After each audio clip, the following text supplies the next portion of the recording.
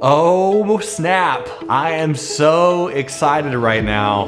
Why? Why am I excited? Okay, here's the great news. As you likely know from the title of this video, this is the second part of a discussion about S-curves. Now, S-curve part 1 was a cerebrally intensive, fun-filled, and very helpful class, but truly I felt like I could have gone an entire 10 more hours. Now, granted, it's not going to be that long in the second part, but I do want to expound a little bit more on S-curves. I want to talk a little bit more about the fractalization of shorter term S-curves, and when you can notice traps, and you can notice getting into trades that are reversing. You can kind of spot and see when a double bottom becomes an S-curve and when an S-curve becomes a double bottom. It's really quite crafty of the market. I think you're gonna truly enjoy and love this class. Let's dive in. As usual, it's entirely free, it's revolutionary, and it's presented by myself, Jeremy Alexander Newsom. You guys rock. I'll see you in class. Let's do this. First one, and there was just a lot more that I wanted to cover because it really did help an immense amount of traders, and they absolutely loved that video because it just, again, helps people with the timing. And a previous video that I kind of linked to in this one, I was discussing and talking about the parallel moving averages. And when you start building the parallel moving averages and looking at, oh wow, it seems that when it does retest with an S-curve, as most of them do. I wanted to discuss and more in the S-curve part 2, the S-curve breakdown, where it doesn't work, and discuss how fun that can be. Because if we're looking at an S-curve, check this out. For some of you, this might be the first time you thought about it. And if that's the case, it's totally fine. But let's go look at, let's go look at an intraday chart on Tesla and just see if we can find one. No, can't find one intraday, at least not yet. Well, maybe if I zoom into a 1-minute chart. Let's go look at a 1 minute.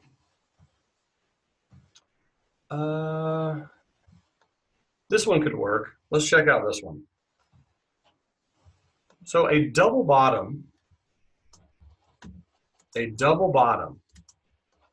is a failed S-curve. That's what a double bottom is. So when you're looking at a double bottom, you are expecting something like this, this, and this to continue lower, right? Well, if you don't get one of those, but you get something that looks like this, when it trades like this, trades down, rotates lower, then flashes, what you actually get is the double bottom pattern. And what's really cool is oftentimes this price right here, like this low that gets formed, is usually an S-curve on a different fractal. That's what we're kind of talking about. It's like a smaller fractalization of an S-curve that actually happens to be bullish. So right here on Tesla, as it's trading down and then it pops, this is supposed to be the rollover on a 1-minute chart, but then you get that second bounce. And this secondary bounce, which creates obviously the double bottom, that's actually an S-curve on an even smaller time frame, right? Going from here, this bullish, trading up into here, that's the pullback, and that's the bounce. That's the S-curve of that move. So that's how double bottoms and double tops get created. And that's why people like them so much, is because they do relate really well to each other, and it's all part of the S-curve. When you get a bigger picture S-curves, let's come over here to Tesla on the daily. This is another thing that really can help your gap trading, is if you're looking at a chart and you're looking at the trend and you think to yourself, man, this trend really needs a pullback. And when you get the pullback that starts with a gap, that becomes an S-curve in and of itself that's tradable on a smaller time frame. So for example, right here on Tesla, I can see numerous S-curves. I'll kind of draw them with different colors. So here's one in red, and this one in red was the failed bearish S-curve of this blue move right here. You see that blue move? They wanted that stock to go lower, and what actually ended up happening is on a different fractal, you got the bullish S-curve of the bearish S-curve that failed. So that's why double bottoms are so powerful. That's why they're such really great chart patterns. So when that occurs, you get the red S-curve that turns into the pink one, and that one turns into the light blue one, which you got a little pullback right here.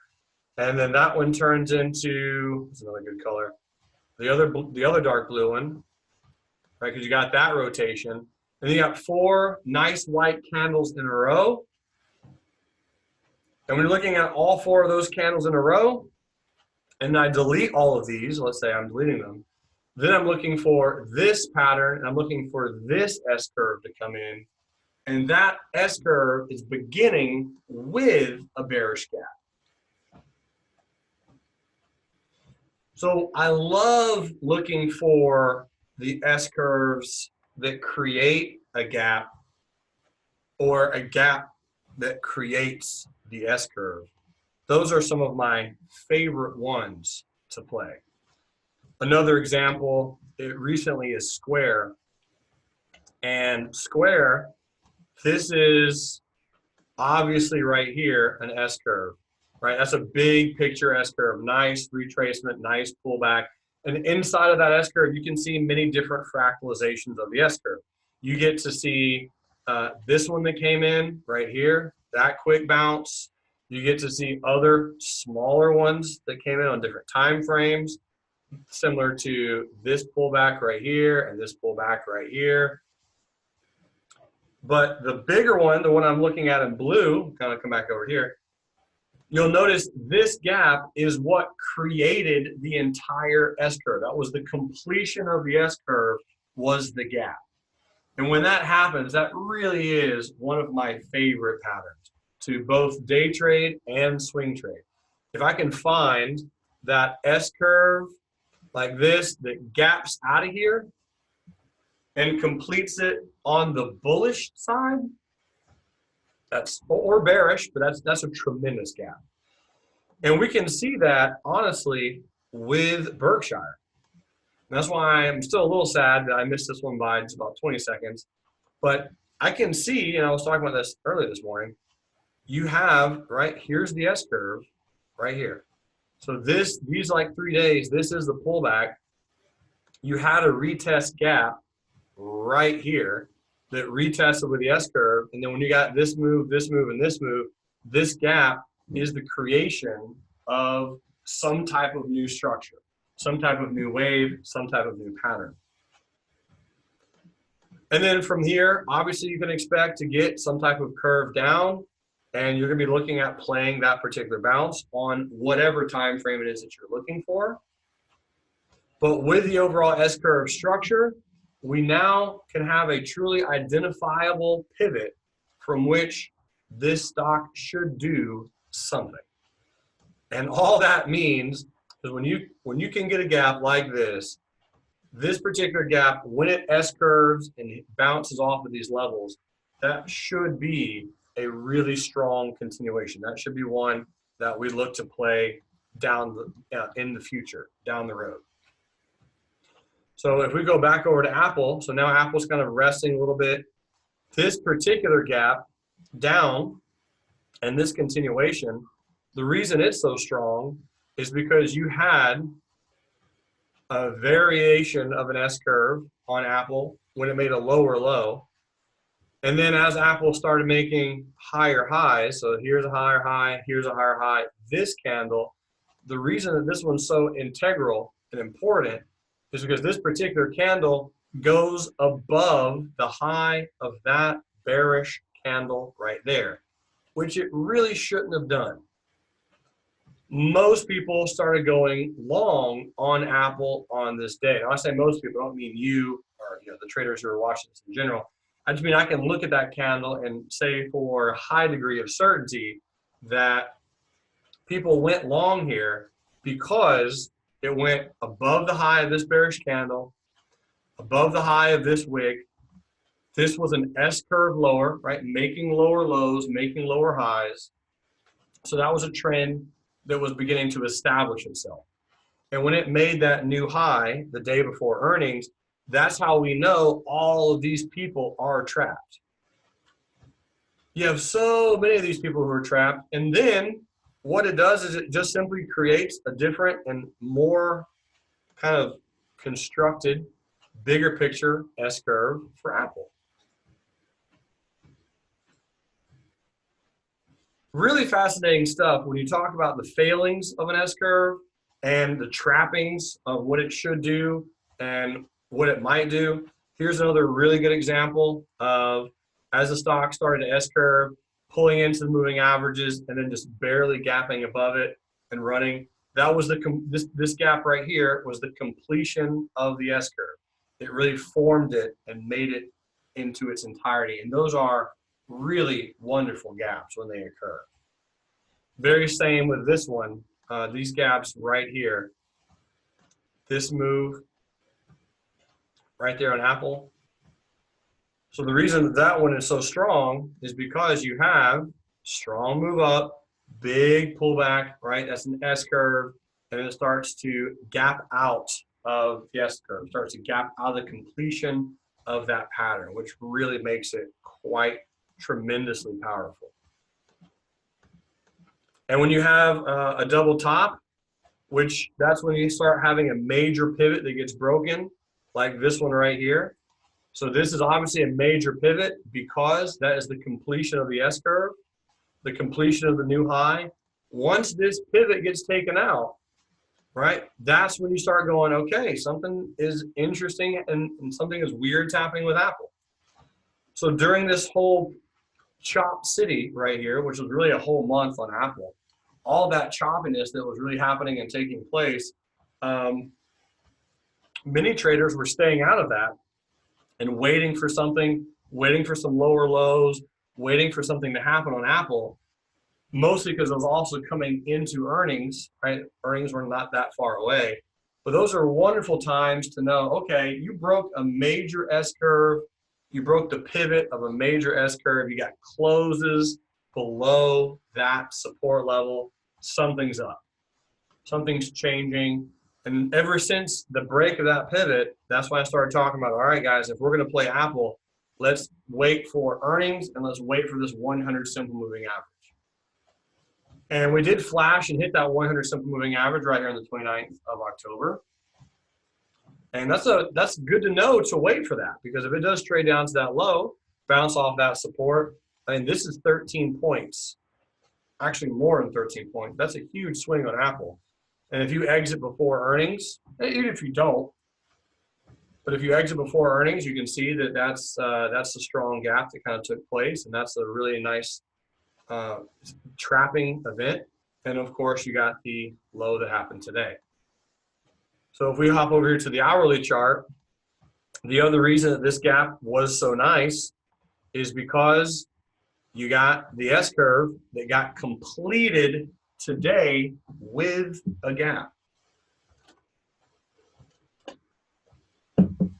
These moves, when they occur, ladies and gentlemen, are really, really wonderful. And that's the reason I'm calling this the S curve part 2, because that's something I really didn't talk a whole heck of a lot about in the previous one, is just the completions of the gaps, but also when they break down. When you get the double top and the double bottom, those are failed S curves on another time frame. So looking at Apple here on the 5-minute. Number 1, great job not shorting right here. Right, congrats. That was the move. That was the bear move. If you bought puts or you're shorting it, well done. Good job not getting embarrassed down there. But this particular wave structure, bam, this retracement right here should have been the S curve. This particular move comes down, and you see this lower wick right here on Apple. See how that lower wick, again, all I'm doing is looking at candlesticks. I'm trying to read the low. Low of this candle is 198.57. The low of this bullish candle is 198.65. So this is 198.57. This is 198.65. Do you think there were some people who were excited to short Apple with a break below the low of this candle?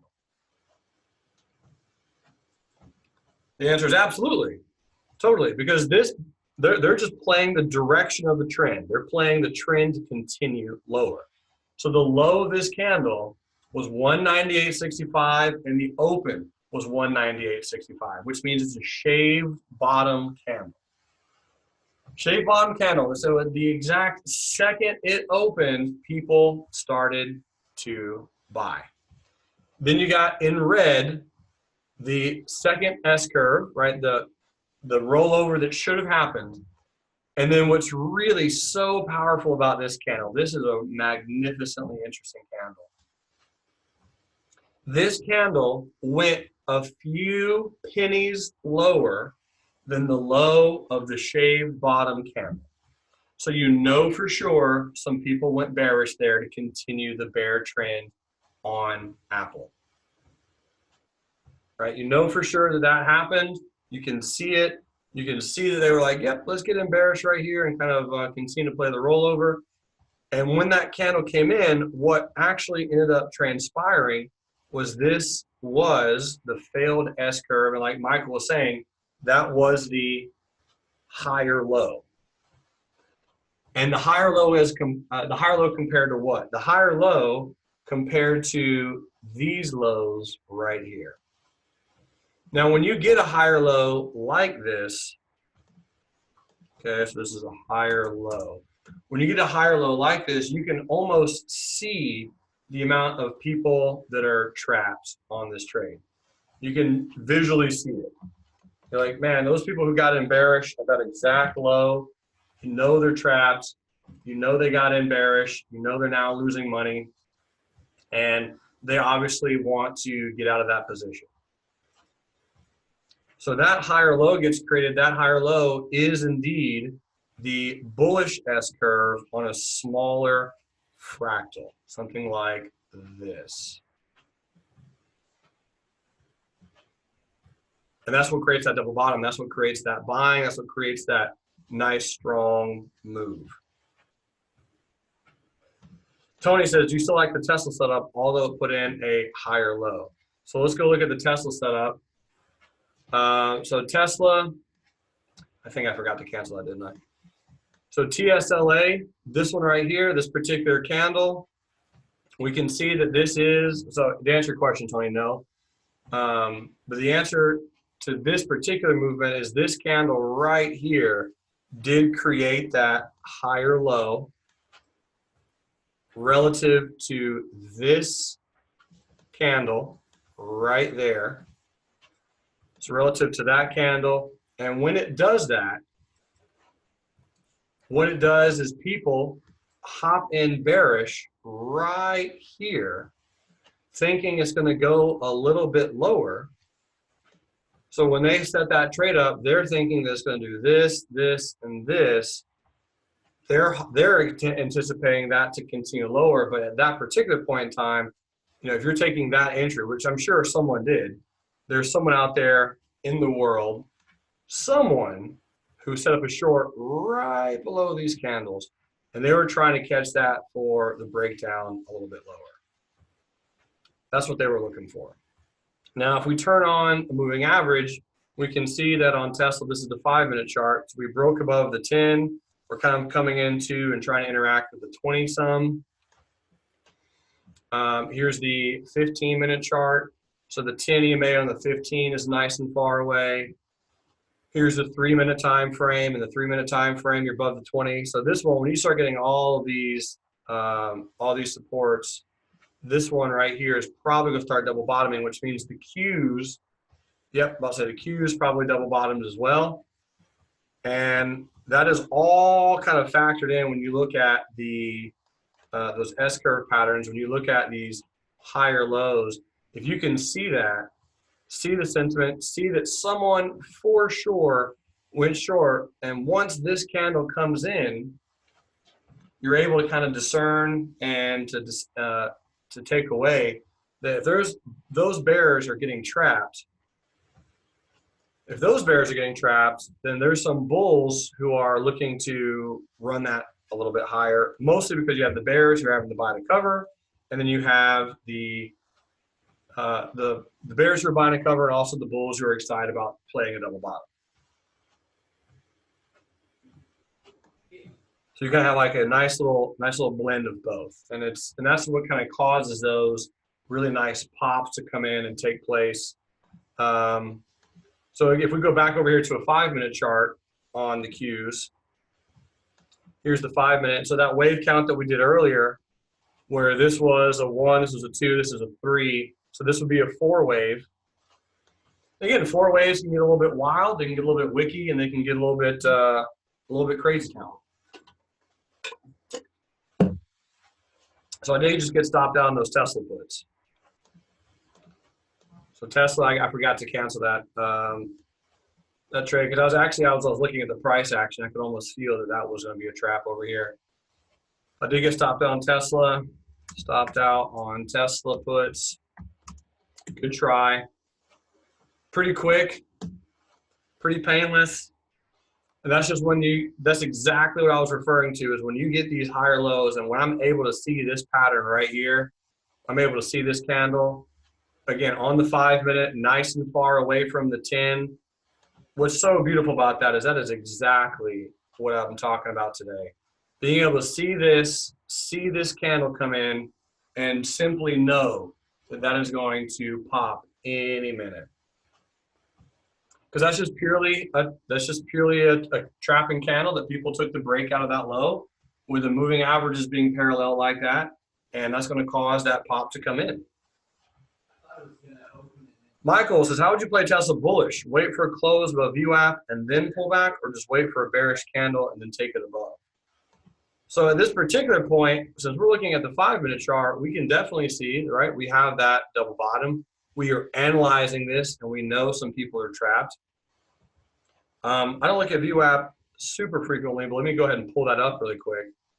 So I pull up VWAP. All right, so we are above the VWAP. This is a 5-minute candle. And if we're playing Tesla long, you're just going to be buying a pullback. So if we do something like this, and so we can try to get that R back with some shares, because we can go long Tesla pretty frequently. You're just going to wait for a close above, and once you get a close above, you can just set up that limit buy on the pullback. Let me go look at this 3-minute chart.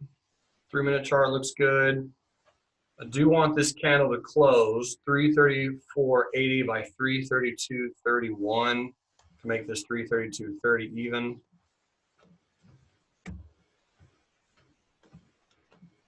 So again, you have 1, 2, 3, 4 white candles in a row. So since we have 4 white candles in a row in a 3-minute chart, and there's the 5-minute candle closure, we're going to look to buy it 334.80, limit buy, the stop loss at 332.30. And we'll just flip it and see if we take that long play. Let's flip on Tesla. So if you're playing the VWAP, and the VWAP is 334.72.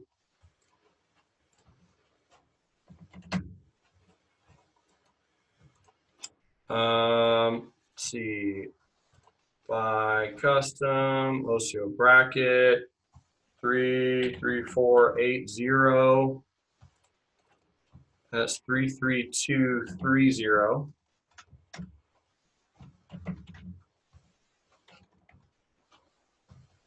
And that's how you play along, I feel like, Ward. Now, the good news is, will it pull back to that price? Do we know? We really don't. It's going to be probably a decent aggressive move, because you got, like I said, so many people trapped on this candle right here. And this is the 3-minute chart. So just if you have so many bullish candles in a row, you're going to want to wait, or at least I'm going to want to wait for that particular S curve to come in and see if it can kind of retest The good question is how long do we leave that open? And probably, since this is a retest gap on the 5-minute chart, so you guys can kind of see that's a retest gap, right? We opened a little bit higher than we closed. I'm gonna leave that open for a little while, but I might have missed it just because of how many people did get trapped with that really nice failed S-curve. And again, so pretty, wonderful example of boom, boom, boom. That is the S-curve, right? Right here, that's the top of it. And when this little guy starts coming in, this right here is that formation of the double bottom, aka the failed S-curve on a smaller time frame. So if we zoom in, we can kind of see and check that out. We'll zoom into like a 2-minute chart. And if we zoom into a 2-minute time frame, there it is. So I'll do it in purple. Here's the S-curve that should have rolled down right there. Once this candle comes in right here, you can say, all right, it looks like that's going to be a bigger double bottom on a bigger time frame, small S-curve that didn't quite break down, big bullish candle. Obviously, it's going to run once that candle comes in. Or it says, yep, I agree with it. This is where I miss a lot of trades or overanalyze once it has a failed S-curve. And it's a strong pattern. Strong pattern. So using those, the failed S-curve approaches along with a gap that completes an S-curve, those are kind of the two S-curve part 2 portions that I wanted to make sure that we talked about today and that we were able to discuss so that you can have a little bit more takeaway. And when you're looking at these patterns, just being able to see these, see the sentiment and see the patterns, because that's what's going to make you a candlestick expert, is just simply being able to dive in, dissect the sentiment, look at who is feeling what, and it's a language. You're learning the language of the charts. And the more you begin reading it, the more you practice the language, the more fluent you become. The more fluent you become, the faster you're able to pull up a chart, immediately look at, and almost just like you're reading a sentence. If I wrote a sentence, I am hungry, which I'm really not, but if I'm reading that, most people can pull up that, look at it, know exactly what it means, and understand the words. That's how proficient you want to be with candlesticks and the overall sentiment that comprises those candles. You want to be able to look at the chart and within seconds, just like you're reading this sentence right here, be able to read the sentiment on the time frames and on the screen. And the good news is there's so many of you becoming fantastic at that, and that's wonderful, wonderful news. So here's the retest on Tesla. This is the little pullback, again, this retest gap. And we'll get to see if that fills. Berkshire Hathaway is doing its thing. Apple posting an almost identical pattern. So sorry, this was the earlier short play on Apple. I know a few people played Apple short today, so congrats if you did. WRK, what do we have on WRK? It's a little bit ugly. I think I can take it off the list. I just don't like how it's a little gappy on the 5-minute. So when I talk about gappy on the 5-minute, let me kind of explain what I mean. So here's a 5-minute chart. So right here, you see it gaps from that candle to that candle. This one gaps down. This one gaps up. This one gapped down. This one gapped up. This one gapped down a penny. I just don't like it when the 5-minute chart gaps a whole lot. It can gap some. A 1-minute chart, I mean, 1-minute charts are going to gap more. I'm okay with that. But I really don't like a lot of gaps on a 5-minute time frame. And if I do, I usually just pass and let those trades wait. Dan, did you say, I'm sorry, he asked a question. Did you say Tesla is retesting and you would expect lower? So I'm looking at setting up a bullish trade on Tesla. Thank you, sir. So the trade on Tesla, we are looking for a retest to go a little bit lower into potentially this double bottom neckline. So here's the double bottom. Again, this is on the 5-minute chart. So I'm really kind of looking for this. looking for a bounce and looking for the bullish move from there. Is that going to work out? I don't know. We'll see. But that's a beautiful double bottom, and it's pretty much across the whole board. This is a day trade. Yep, this is a day trade. I think I typed in official day trade. I didn't. No, I did not. So good clarification, Dan. Official day trade on Tesla. All right. And so again, Berkshire's doing its thing. Apple, we're kind of just chilling now at this point. WRK, I mentioned I could take off the list. SYY. So again, if you had your stop on SYY above the 10 and above that level, thank you, sir. I think you're dropping your stop on SYY. And I can say where your old stop would have been. So a lot of people like when I do this. So here's your old stop. And if you are trading Cisco, here's probably your new stop. And that really is just, again, kind of factoring in this really pretty S-curve into the 10, 4 bearish candles in a row, volume is coming in. At some point, you're telling yourself, okay, we need to break down and make new lows. Otherwise, if you're in the trade bearish, you are most likely going to bail or a super small gain, break even, or again, lower that stop to a level that should be holding. We turn on the extended hours.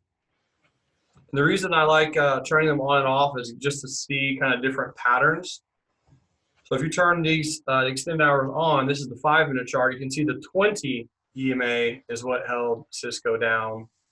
That most recent S-curve, a little rotation that came in. Here's your higher lows on Cisco right now, and so that's the higher lows that you're looking for that to eventually break a little bit lower. Beautiful. Any questions about that, ladies and gentlemen, for those who are here? Because right now we're in the morning day trading room, just looking through some stuff. It's Mentorship Monday, the 4-year anniversary of real life trading, crushing some great content. We discussed already parallel moving averages, S-curve part 2, got some more stuff upcoming. Tony says, you're crushing it, man. Thank you. Oh, my pleasure. I'm here for you, my friend. So this is my esteemed honor and privilege of being here. Wonderful. Well, again, I hope that was helpful. I hope that's a great follow-up to the first S-curve video. If you have any questions or need any additional insights about that, just reach out to me. Jerremy at reallifetrading.com is my email address. It's Jerremy with 2 R's, Jerremy at reallifetrading.com. Email me there. I'll get back to you within 24 hours, and I will do my absolute best to answer whatever question you propose. Team from around the world, thank you so much for watching that video. You rock. All right, friends from around the world, thank you for watching that entire video. You made it all the way to the end, which is incredible. And I just don't want to say thank you for your time. If you want to click this button right here and watch other videos, they are entirely for free, and of course will help you trade the markets more effectively and more profitably. Also, make sure to click the subscribe button because, you know, I like to create content all the time and send it to everyone who subscribes to the YouTube channel. That's how it works. You're awesome.